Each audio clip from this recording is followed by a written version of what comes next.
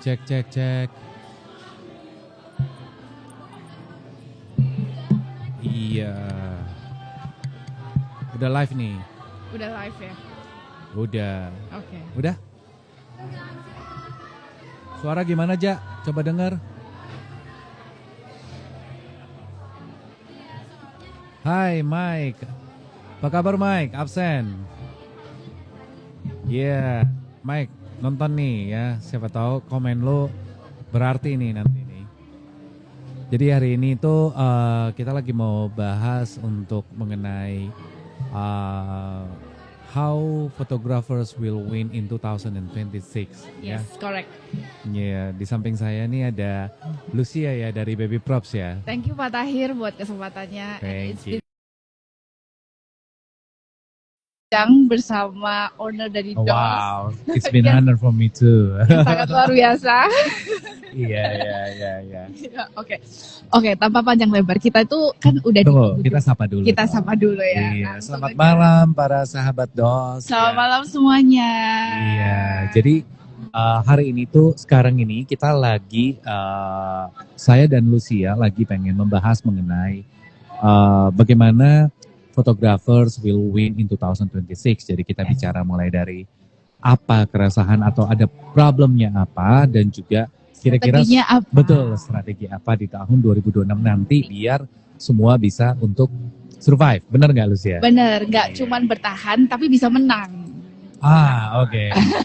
Ini sih poinnya bagus banget ya. Karena Iya. bertahan itu kan nanti kadang-kadang kita bisa give up ya, kayak burn out dan sebagainya. Tapi bagaimana kita bisa menang menghadapi pasar, bisa tahu strategi apa yang kita gunakan. Itu sangat penting buat para photographers dan creators Wow. untuk di tahun 2026. Oke. Oke. Ya, silakan Lucia tadi. Tanpa panjang lebar nih, sebelum Hmm. kita masuk ke what is the game plan for photographers and creators for 2026. Sebenarnya aku tuh penasaran banget nih. Awal mula berdirinya DOS dan kenapa sampai ada di titik ini ada DOS Vaganza. Menarik ya. Udah sering ada beberapa kali sih saya sharing kalau misalnya awal mula Yes. berdirinya DOS ya. Ya, kalau misalnya ditanya awal mula berdirinya DOS itu tuh memang dimulai dari business point of view. Oke. Jadi tidak ada unsur yang lain. Jadi purely adalah business point of view. Jadi karena memang pada saat itu tuh saya bekerja menjadi sales untuk produk kamera Sih. dan saya melihat ada opportunity untuk memulai toko kamera di Makassar. Ada peluangnya. Iya, jadi itu yang saya lakukan. Jadi pada tahun 2006 itu saya memutuskan untuk mencoba untuk membuka toko kecil di Makassar, Lucia. Makassar. Base-nya dari Makassar dulu. nih. Exactly. Ya. Tapi seiring dengan berjalannya waktu, itu berkembang dengan saya melihat beberapa hal membuat saya itu jadi mau membuat DOS ini tuh bukan hanya toko kamera. I see. Waktu itu visinya apa Pak kalau boleh tahu? Ya visinya sih benar-benar waktu itu kalau misalnya dibilang tahun 2000, tepatnya di tahun 2012-2013 ya. Saya tuh berpikir bahwa DOS ini tuh benar-benar harus bisa menjadi platform Platform untuk apa nih? untuk fotografi dan videografi. Jadi bukan hanya toko, jadi benar-benar kita memberikan edukasi, kita menjadi tempat orang bisa sharing knowledge, tempat buat orang untuk untuk network. Nah, jadi selain daripada jual produk, kita pengen ada services juga, kita pengen ada schoolnya, kita pengen ada after sales service-nya. Jadi itu mimpi. Jadi bagaimana saya pengen menggabungkan semua hal yang berhubungan dengan fotografi dan videografi itu di dalam satu tempat, I gitu see. loh. Nah, itu. Tapi nggak banyak nih businessman yang berpikir untuk mengedukasi pasar, untuk build the community. Ibaratnya seperti nggak mikirin cuan aja nih, nggak mikirin duitnya aja nih. Ya. How do you think about that?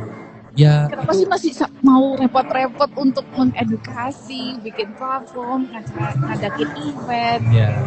Sebenarnya sih simple ya. Kalau misalnya saya dalam pemikiran saya mungkin agak bodoh kali ya kalau orang bilang ya. Kalau misalnya tapi kalau yang saya pikirkan itu cuman bagaimana benar-benar.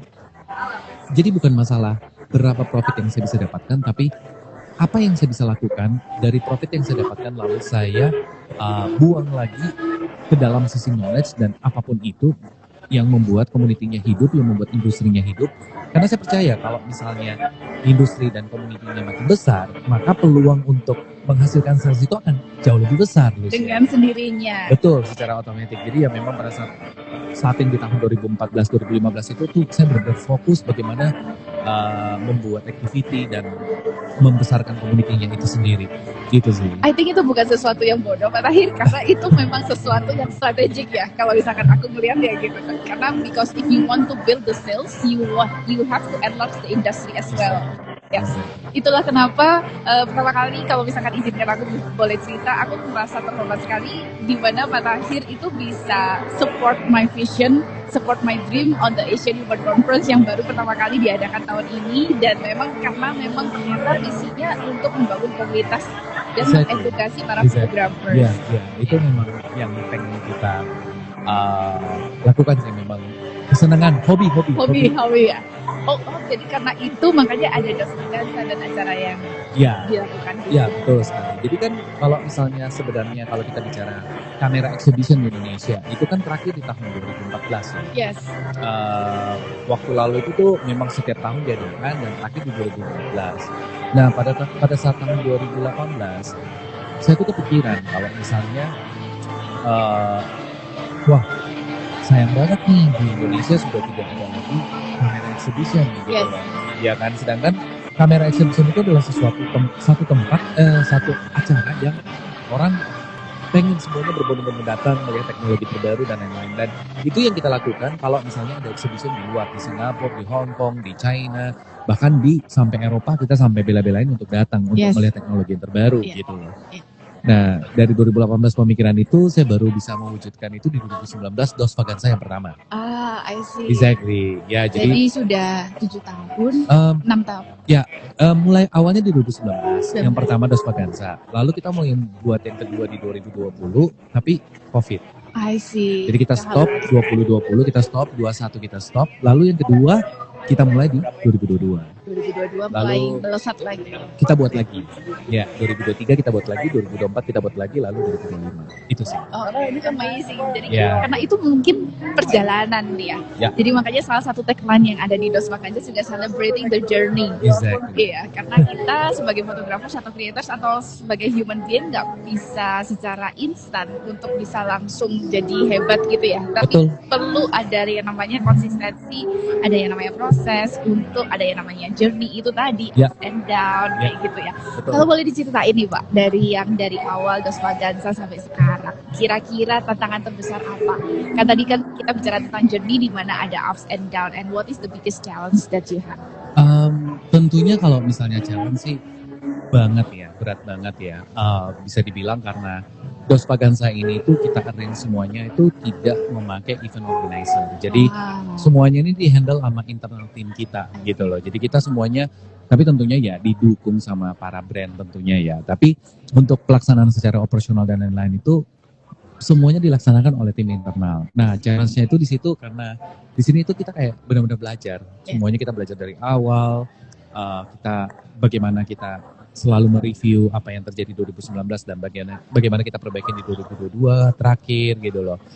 Dan ya sampai sekarang ini juga challenge-nya kita adalah bagaimana meracik kegiatan-kegiatan perharinya biar pengunjung itu tuh seneng datang di sini setiap jadi hari. Jadi ada experience-nya ya. Betul. Itu yang kita betul. Dan itu challenge banget Lucia. Okay, and how you cope up with that? Challenge-nya di mana nih untuk creating the experience and how you? Wah, itu sih sulit ya. Tapi ya dengan brainstorming dengan tim, dengan melihat beberapa referensi, akhirnya tahun ini tuh kita membuat perubahan yang luar biasa menurut saya ya. Di mana kita fokus di hari-hari seperti hari Kamis, kita ada Wedding Summit. Hari Jumat kita ada Creator Summit, hari ini itu Filmmakers Day, jadi memang kita sudah bagi segmennya semua. Tapi itu untuk di atas ini kita membuat konsep yang untuk orang langsung melakukan experience photoshoot didampingin oleh mentor-mentor dari setiap brand. Ya, yang dimana konsep ini tuh kita berubah setiap hari. Jadi ini yang kita pengen buat orang untuk seneng setiap hari gitu loh. Jadi ya mungkin perubahan paling besar ada di sana sih gitu. Berarti ada trial and error, coba Exactly. pasar dan sebagainya ya. Betul. Sampai kita nentuin bener-bener ini nih yang klik Betul, gitu ya. betul, Iya, betul I see. sekali. Oke, kalau misalkan boleh tanya, teman-teman kalau misalkan boleh nanya boleh ya, nanti di kolom chat mungkin nanti kita bacain dan kita bisa jawab Yeah. gitu ya. Kalau boleh ditanyain, ini judulnya kan How Photographers Win in 2026. Kira-kira kalau misalkan dari forecastnya Pak Tahir untuk melihat ke depannya, itu market Indonesia seperti apa sih di dunia photographers ataupun creators? Market di Indonesia itu besar sekali ya untuk di dunia fotografi, videografi dan kreator tentunya itu besar sekali. Bahkan di 2026 ini itu saya yakin banget kalau misalnya market ini tuh jauh lebih besar, akan bertumbuh terus gitu. Jadi chance yang bisa dimiliki oleh teman-teman semuanya itu besar Makin sekali. besar. Betul. Nah sekarang cuman apa sih yang menjadi keresahan kalau kita lihat di tahun 2025 ini nih. Yes, Jadi yeah. ada beberapa hal nih ya, mungkin ya, saya coba. Jadi kalau Boleh. misalnya kita lihat nih ya di 2025 ini tuh karena di mana-mana ya, kalau misalnya sesuatu yang marketnya besar, pasti banyak hal yang menjadi masalah. Contoh satu, orang akan berasa persaingan makin banyak. Makin ketat. Betul. Kedua, ya apalagi dengan zaman sekarang itu klien-klien itu makin pintar. Pinter pilih fotografer. Makin pintar dalam artian ya memilih servicesnya. Bagaimana memilih services itu customer makin pintar loh. Ya kalau dulu kan kayak terkesan mereka tidak punya pilihan kan. Yes, pilihannya Ini kalau sekarang ini dengan berkembangnya fotografer dan videografer, artinya dengan berkembangnya juga teknologi, yang sosial media dan lain-lain, customer itu jadi punya pilihan banyak. Ya, dan itu secara tidak langsung mengedukasi customer. Makanya saya bilang makin pintar nih customer nih. Terus yang ketiga, AI sekarang cepet banget pertumbuhannya. Ini yang membuat keresahan banyak fotografer ya, karena dengan adanya AI sekarang banyak orang yang prompting dan sebagainya langsung tinggal apa itu fotografer nggak perlu dan sebagainya. Saya tidak percaya akan hal itu ya. Yes. Tapi bagi saya ini ya, menurut saya adalah tahun 2026 itu tuh harusnya itu bukan tahun survival. Tapi tahunnya untuk transformasi. Okay. Itu penting banget nih buat teman-teman fotografer, videografer, ataupun content creators, ya apapun yang kalian bermain di visual kreatif, tahun depan ini adalah tahun transformasi buat kalian semuanya. Dengan masalah-masalah tadi yang sudah kita sebutkan gitu loh. Ya kita lihat nih ya, di sini big shift-nya yang terjadi itu kalau menurut saya itu customer itu sudah tidak jadi klien kita itu udah bukan beli foto, Lucia. Oke. Mereka tidak beli fotonya gitu. Karena foto sekarang udah bisa di-generate oleh Exactly. Jadi yang klien beli sekarang ini adalah cerita. Bagaimana kita membangun cerita di dalam foto, gaya dan juga experience. Itu kalau menurut saya yang paling signifikan, yang harus memang teman-teman perhatikan di tahun 2020. Oke. Karena apa yang disebutkan oleh Pak Tahir tadi sebelumnya bahwa experience, terus emotion, bagaimana people feel about the photo itu nggak bisa dihasilkan secara instan oleh AI. Betul. Jadi dari situ akan perlu sisi human, sisi fotografernya ini sendiri. Betul. Aku cerita dikit ya. Jadi aku pernah coba nih, karena aku kan mau bikin konten bikinnya tentang AI gitu ya, kalau boleh diceritain. Jadi waktu itu aku coba prompting nih, sesuai dengan prompting yang ada yang beredar di pasar. Aku coba prompting, aku masukin beberapa foto kita. Jadinya ternyata tidak mirip sama sekali. Exactly. Jadi ya. Karena emang benar-benar kayak AI itu kan buatan manusia ya. Jadi sedangkan kita sebagai human itu pasti above the technology. Karena AI dibentuk oleh manusia, tapi manusia itu sendiri kan berarti levelnya akan lebih di atas AI gitu. Nah, disinilah kalau misalkan skill buat fotografer itu tuh harus mencapai basic, tetapi harus adds on dengan yang namanya experience, dengan rasa, dengan gaya, dengan what is your unique selling point, what is your personal branding yang sekarang lagi hits banget ya. Sekarang dua ini sering banget didengar, personal branding, USP, oh my god, itu penting, tapi itu penting banget, penting banget. Tapi kamu perhatiin nggak, Lucia, kalau misalnya market itu sangat berubah ya sekarang? Berubah sekali Pak Tahir. Dalam artian gini, secara demand itu meningkat. Tapi memang cara mainnya berubah nih. Cara mainnya berubah, makanya kita harus punya game plan yang berbeda juga. Betul, itu penting sekali ya. Itu penting sekali. Yang menurut saya social behavior di 2026 menurut saya itu juga akan berbeda ya, gitu loh. Kalau menurut Lucia sendiri itu klien sekarang ini di tahun 2026 itu akan mencari fotografer dan videografer itu melihat mana? Kalau aku dalam memilih fotografer atau videografer, aku akan lebih pilih ke pendekatan personal. Apakah aku nyaman sama dia? Tapi paling pertama source-nya dari mana? Pasti akan source Social media. Social media. Exactly. Jadi ini yang penting nih. Jadi kalau misalnya kan tadi kita udah sepakat kalau yang tadi kita bilang nih, maksudnya social behavior 2026 ini tuh makin meningkat nih. Jadi orang apapun itu akan referensi dari social media. Social media dulu. Iya kan. Iya. Ya. So it will determine how you post, how you make the content. It will determine your client as well. Betul. Kalau misalkan aku boleh bertanya nih, dari customer behavior, kalau misalkan yang beli kamera atau yang beli gear nih, kira-kira ada perubahan nggak nih, Pak? Apakah mereka lebih expect to the high technology atau bagaimana? Tetap ya, maksudnya kalau misalnya kita bicara masalah pembelian gear itu tuh memang preference orang beda-beda. Jadi ada orang yang memang mengedepankan yang namanya teknologi ataupun fitur ataupun spek daripada kamera tersebut. Ada juga yang tidak. Jadi tergantung dari preferensi customer masing-masing sih. Jadi tapi overall kita bilang mid tier itu tuh makin meningkat. Mid tier meningkat. Oke, ya, jadi betul. Yang golongan menengah kayak begitu semakin bertambah. Betul. Karena kalau misalkan aku perhatiin juga para creators ini tuh masih bertumbuh ya. Banyak banget para creators yang tiba-tiba bermunculan dan ini juga salah satu didukung oleh DOS ya. Yang ada program creators ya. Ya, jadi sekali lagi sih kalau saya bilang sih ke depan ini tuh orang pilih fotografer ataupun videografernya tuh pasti karena vibes-nya gitu. Vibes-nya aja. Jadi rasa, cerita, vibes-nya itu yang orang pilih gitu.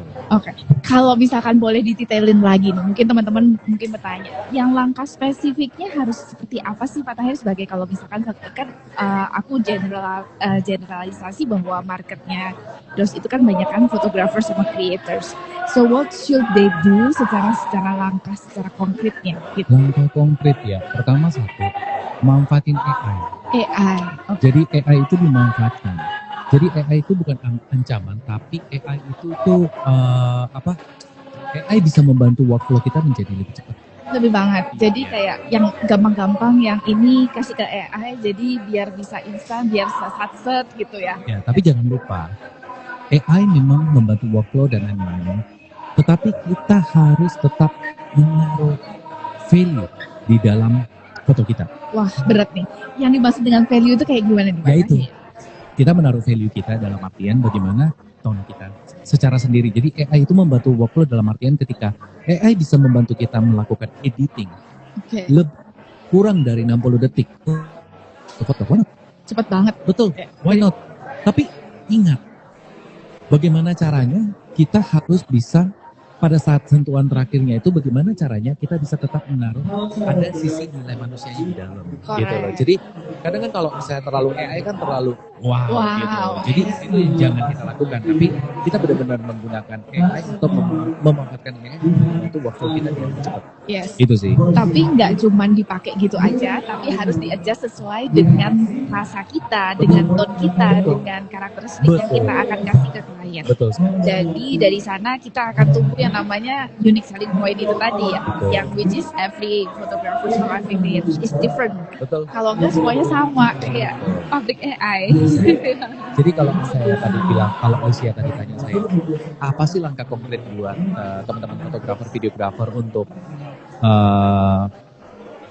bertahan ataupun menang di tahun 2026 itu menurut saya ada 5 hal. Ada 5 hal penting. Wah, teman-teman catat ya. Ada 5 hal penting. Kayak gitu. Jadi rahasia utama untuk menuju 2026. Ya, tapi ini saya berbicara dari point of view saya dari sisi sebagai penjual kamera ya. Oh, boleh. Jangan lupa beli ya. Selagi ada promo di DOS Laganza. Exactly. Jadi teman-teman ini harus bisa satu positioning. 2 itu personal branding. 3 adalah hybrid capability. Oke.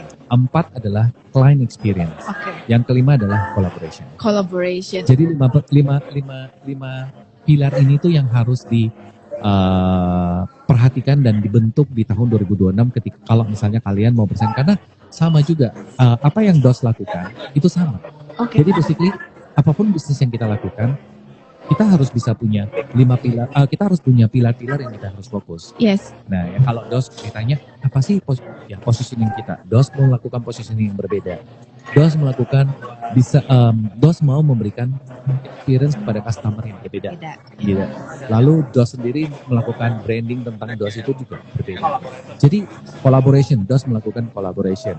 Ya kan? Hybrid dalam artian online, offline, DOS juga bisa melakukan itu. Jadi saya rasa ini semua bisa dilakukan oleh teman-teman fotografer juga. Oke. Gitu. Oke, jadi teman-teman photographers, creators, tentukan position kalian, build your personal branding. Yang ketiga adalah hybrid, yang keempat collaboration, yang kelima saya lupa.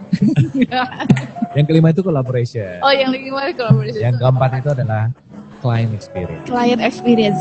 Karena kalau bicara tentang client experience ya, itu setiap experience yang dihasilkan oleh setiap klien atau dari setiap fotografer itu pasti akan berbeda. Iya kan.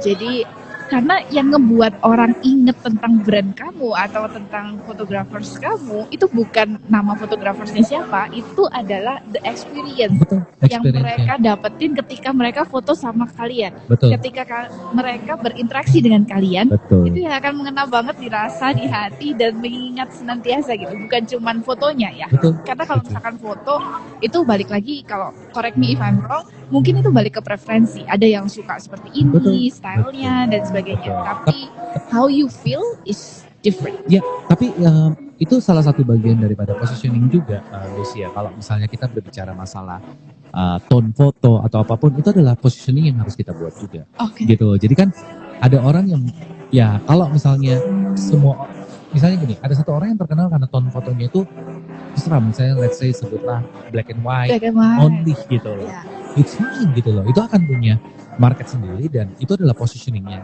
dia. Iya, karena dalam art itu tuh gak ada yang namanya benar atau salah. Betul, Ya, betul. kan? Ya, tinggal bagaimana ketika positioning itu sudah kalian decide, go for it gitu. Go for it and consistent with it. Betul.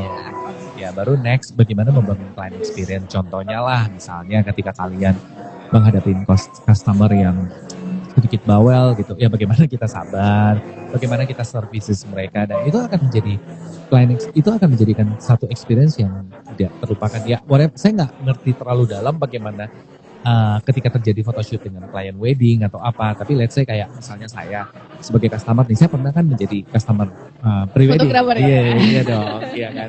Nah, hal-hal kecil aja tuh, misalnya contoh ketika misalnya lagi jalan gitu loh, tiba-tiba waktu lalu itu saya difotoin sama Ivan ya, Ivan sama istrinya, Ivan Mario. Nah, istrinya si Helen itu tuh sangat care banget. Iya, jadi kalau pas lagi jalan itu mereka, Bapak Hira mau minum nggak gitu, kayak gitu-gitu loh. Jadi ya, dan mereka tuh bisa membangun chemistry. Jadi tidak terkesan antara klien dengan fotografer, tapi kayak kita jalan-jalan santai, kita fun, kita ketawa, kayak gitu sih. Karena sebenarnya yang small gestures itu yang touch people's heart. Karena kita nggak bisa, when you are focusing on the details, on the little things, itu yang akan bikin klien itu tuh matters. Betul. Dia merasa diperhatikan banget. Betul. Ya. Bukan sesuatu yang wow, bukan yang kalau misalkan aku boleh berbicara, contoh nih, banyak toko kamera yang kasih promo, banyak toko kamera yang juga endorse dan sebagainya. Tapi what makes you different is the experience. Betul. Ya. Betul. Kelihatannya boleh sama, tapi rasanya beda. Oke, mungkin kita baca pertanyaan dari teman-teman dulu kali ya. Kira-kira ada pertanyaan? Nggak ada. Ada nggak? Belum ada pertanyaan. Oke, belum ada pertanyaan. Kita lanjut aja.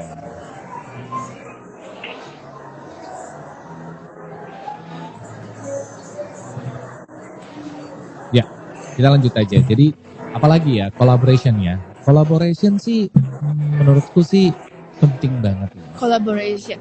Oke, kalau so far nih, berdasarkan experience Pak Tahir dalam berkolaborasi, itu point of view advantage, what is your advantage yang didapetin dari berkolaborasi? Namanya berkolaborasi itu kan kayak merit ya, dan Betul. merit itu kan belum tentu ada yang ini rebel banget sih, ini lawel banget. Enggak sih, kolaborasi itu enggak Nggak sampai itu kayak gitu ya. Enggak sama banget sama merit. Tapi prinsip kolaborasi kita itu sebenarnya apa ya, kita tidak terlalu memikirkan tentang terlalu banyak untung dan ruginya ya. I see. Kalau untuk sekarang ini ya, karena memang DOS ini tuh memang banyak berkolaborasi itu dengan komunitas yang memang berada di ruang lingkup fotografi dan videografi aja. Nah kalau saya sih memang fokusnya bagaimana kita bisa memiliki andil apapun itu ketika orang yang pengen melakukan sesuatu terhadap fotografi dan videografi. Sekecil apapun kita pengen terlibat di dalamnya. Jadi Why do you want to do it? ya nggak tahu ya, saya pengen DOS kayak ya udah memang DOS itu siap untuk mendukung teman-teman yang di fotografi dan videografi. Itu aja sih. Luar biasa loh. Ya, jadi culture itu terbawa terus tuh, kadang-kadang anak-anak ngoceh gitu loh. Makanya kadang-kadang kalau ada yang minta, Om Tahir boleh ini nggak ada proposal. Kadang-kadang udah saya kasih ke tim aja.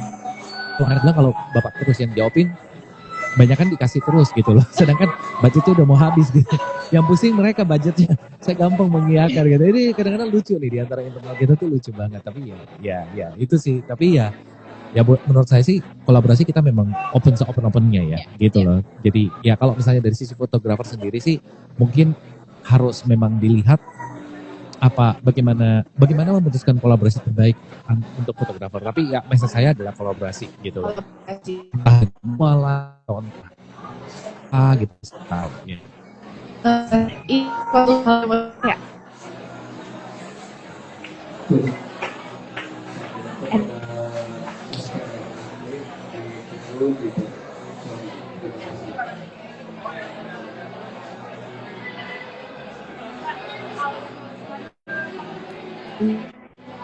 That job is not that. Yeah, you are supportive as well to the creators and creators. Ya. So, kalau misalkan dari pengalaman kolaborasi kemarin nih Pak di Asian Inbound Conference, yang aku dapetin adalah dengan kita berkolaborasi itu sebenarnya kita mau gedein industri kita bareng-bareng dan untuk maju bersama itu kita nggak bisa jalan sendiri. Betul. Kita itu harus jalan bareng-bareng supaya bisa tujuannya itu tuh bisa tercapai lebih jauh lagi. Karena kayak ada satu quotes ya, when you walk alone you can go fast, tapi when you walk together you can go further. Exactly. Iya sih, bener sih. Coba aja naik gunung sendiri. Wah, kayaknya 2 kilo udah Kayak aduh. mau turun deh. Kalau ramai nih kita naik gunung nggak berasa kan ngobrol cerita. Udah sampai gitu.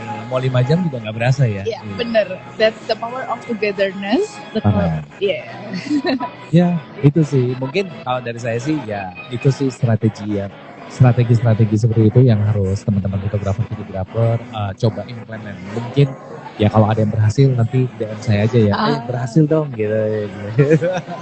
Mungkin aku tertarik banget dengan topik yang akhir-akhir ini tuh sering banget dibahas Pak Tahir. Betul. Personal branding. Ya. Personal branding. Ya, interesting, memang diperlukan. Bagaimana Pak Tahir sebagai CEO DOS membangun personal branding dan ini pertanyaan menarik nih. Tapi to be honest saya nggak melakukan apa-apa. Wah, udah sama tim atau it's just instantly like that?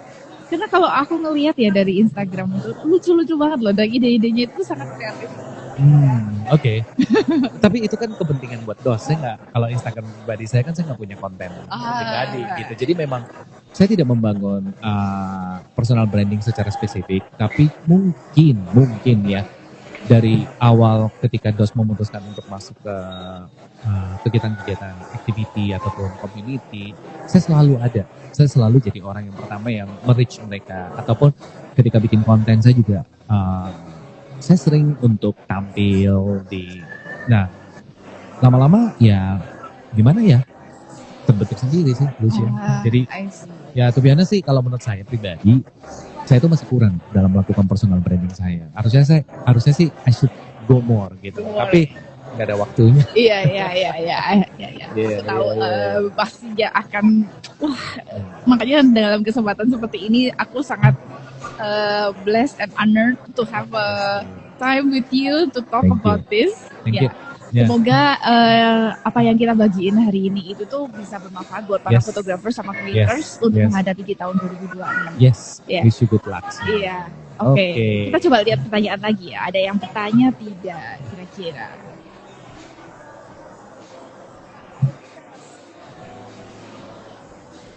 Kalau nggak ada, kita sudahin ya. Oke, kita sudahin ya. Iya. Nggak ada sih kayaknya. Nggak ada. Oke. Oke. Oke, thank you Pak Tahir buat Sayang, thank you kesempatannya. Lucia, thank you so Buat much sudah datang. kesempatannya Ya. dan semoga 2026 DOS makin jaya. Amin. Ya, makin jaya ya tadi ya. Dan DOS. semakin memberkati banyak photographers dan creators. Amin. Ya. 2026 DOS Pagansanya akan go further, go Amin. bigger. Ya, Amin, apalagi amin. tahun depan adalah tahun ke-20 DOS. Tahun ke-20 it's gonna be It's amazing. gonna be big. It's gonna be celebration ya, Pak. Iya. Apa tuh? Oleh seluruh pengunjung DOS sekalian Tips bertahan di generasi AI gitu ya. Tips bertahan di generasi AI. Oke, mungkin dari Pak Tahir dulu mau jawab. Kalau saya udah bahas adalah manfaatkan AI untuk membantu workflow-nya kalian biar untuk menjadi lebih cepat. Taruh value lebih di dalam fotonya kalian. Value itu bisa berupa cerita, bisa gaya, berupa bisa tone. Itu adalah the only way untuk kalian bertahan, karena AI tidak akan bisa menggantikan rasa gitu loh. Rasa yang kita taruh di foto kita itu akan memberikan satu yang berbeda. Beda. Dan fokus ke experience, berikan experience yang luar biasa ke klien kalian dan they won't go anywhere. Ya. Oke. Kalau dari aku mungkin aku boleh nambahin. Ya. Karena kan aku juga berkutat di aku bukan fotografer, disclaimer dulu Iya, nih. iya. Aku bukan fotografer,